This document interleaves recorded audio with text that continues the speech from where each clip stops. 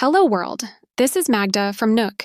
In this video, I'll share with you some useful tips on how to replan your living surface to squeeze out an additional room. To solve this puzzle, let's use a real case, where the flat owners needed an extra room for their baby on the way. This is a floor plan we received from the family. L-shaped entry hall and corridor, 2 bedrooms, 1 bathroom, separate toilet, separate kitchen with the exit to the backyard, a living room with the access to the large terrace, and a space used as a dining room. Let's redraw it to see it more clearly. First thing that comes to mind is to transform dining room into the room. Gladly, it was agreed to be a wrong direction, as it would hurt their common living space badly. Here is how we solved it. I like to use real-life models for the planning process. Thanks to my kids, I can save on cardboard and glue. Here is a Duplo replica of the project. Let's go through its elements. External structural wall. Windows. French windows. Doors.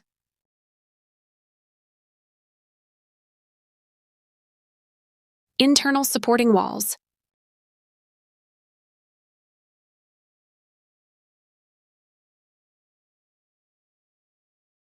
And finally, partition walls.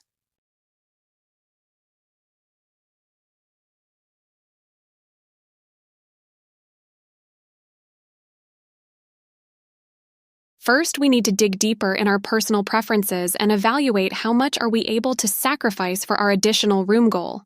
Is a separate toilet necessary for a small family? I think not, but of course the decision is yours. And remember that a separate toilet takes up much more usable space than one integrated in the bathroom.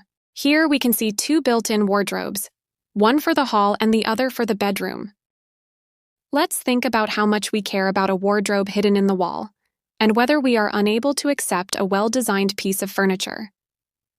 For now, let's get rid of them so they don't disturb the planning of the main rooms of the project.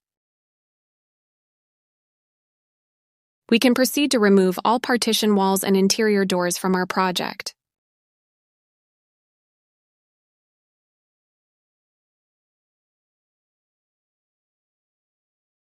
Let's take the doors away from our balcony as well. They may fall down on the pedestrians. When starting planning, let's look at the number of window openings. 1, 2, 3 windows, a French window, a 4th window, and a 2nd French window. So we can easily plan 6 separate living zones, not counting the bathroom. We will come back to the bathroom topic in a moment. First, bedroom number 1.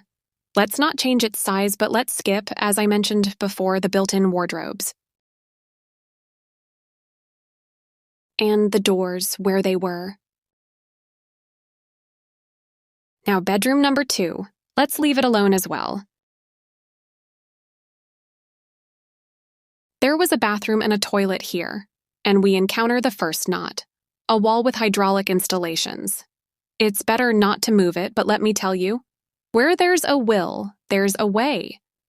I assume it's possible to move the hydraulic points by about 50 centimeters in each side. Let's do this and hide the installation in a supporting wall. In this way, we will be able to create our desired 3rd room here. The place is perfect because we have a window here. And similar square footage to the other bedrooms. Here we have space for a kitchen with a dining room, a living room, an entrance hall, and a bathroom. And now attention! We can, but we do not have to, slightly enlarge the passage between the living room and the dining room by interfering with the supporting wall and replacing its part with a beam. It all depends on our budget. I believe that this is quite necessary in our particular example model to increase the space of the living area. Now we have access to the backyard through the dining area and kitchen, and access to the balcony from the living room. Everything seems to make better sense. Finally, it's time to build the bathroom walls. Remember to keep the corridors sufficiently wide. By the entry door, we have the perfect spot for a wardrobe. It could be a nice piece of furniture, or if we add a short section of plasterboard wall. Bob's your uncle. We have a built-in mudroom wardrobe. Let's put this back. Add door and enlarge bathroom's surface.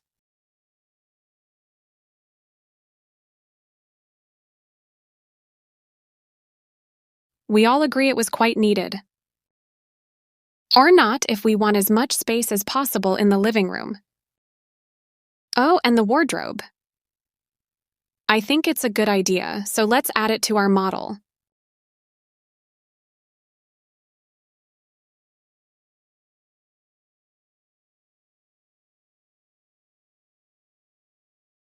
Let's assume we don't have budget for big investments associated with changes to the supporting elements of the building. By restoring the load-bearing wall to its initial shape, we would have to accept a small passage between the living room and the dining room.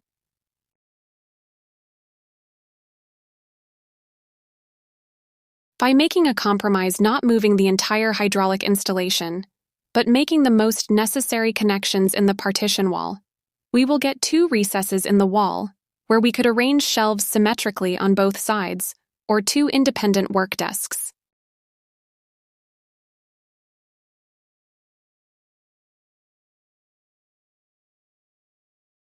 Did this content help you find your answers or give you some useful tips? Please don't hesitate to hit the subscribe button and leave a comment below. You can contact me directly on your-nook.com, link in the description. Thank you for watching.